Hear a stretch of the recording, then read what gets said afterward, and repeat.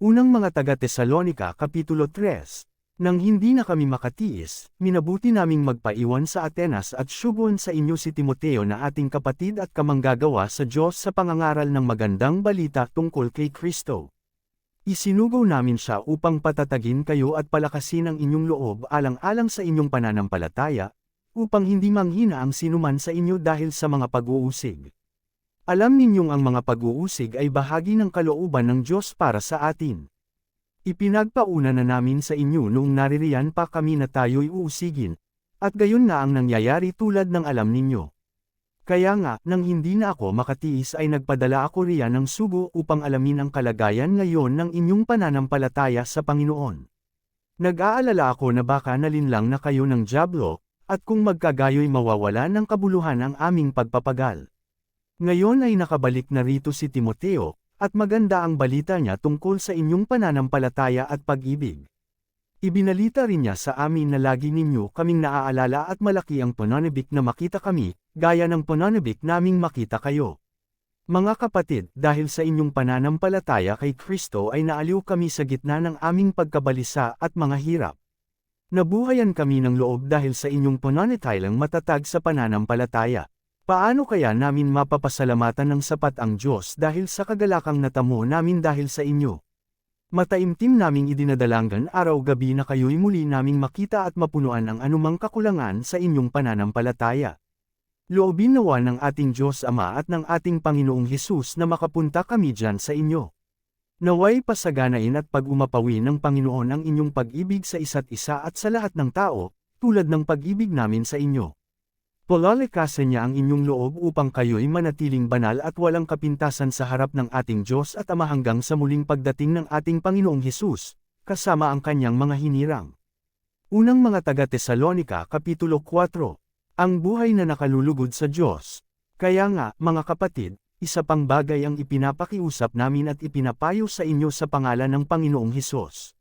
Sana'y lalo pa ninyong pagbutihin ang inyong pamumuhay ngayon, pamumuhay sang-ayon sa inyong natutuhan sa amin, upang kayo'y maging kalugod-lugod sa Diyos. Alam naman ninyo kung ano ang mga katuroang ibinigay namin sa inyo buhat sa Panginoong Hesus. Kalooban ng Diyos na kayo'y magpakabanal at lumayo sa lahat ng uri ng kahalayan. Dapat maging banal at marangal ang pakikitungo ng bawat isa sa kanyang asawa, at hindi pagsunod lamang sa nasa ng laman tulad ng inaasal ng mga hentil na hindi nakakakilas sa Diyos.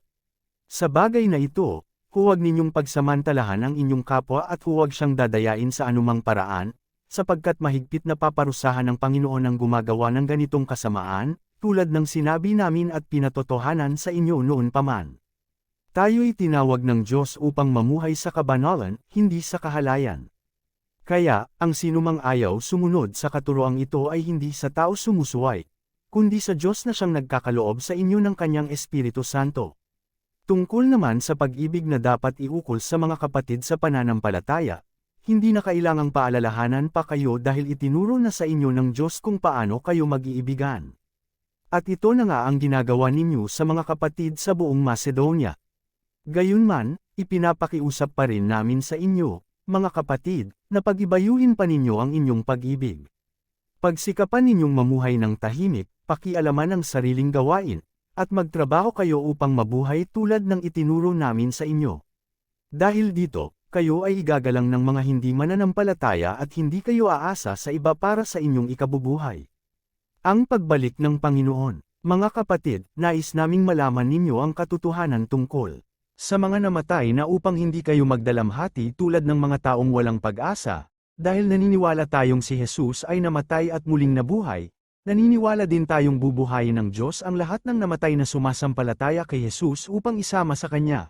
Ito ang katuruan ng Panginoon na sinasabi namin sa inyo, tayong mga nabubuhay pa, tayong mga natitira pa hanggang sa pagparito ng Panginoon, ay hindi mauuna sa mga namatay na, sa araw na iyon kasabay ng malakas na utos, ng tinig ng arkanghel, at ng tunog ng trumpeta ng Diyos, babab ang Panginoon mula sa langit, ang mga namatay na sumasampalataya kay Kristo ay bubuhayin muna. Pagkatapos, tayo namang mga buhay pa at natitira ay titipunin sa alapaap kasama ng mga binuhay upang salubungin ang Panginoon sa himpapawid.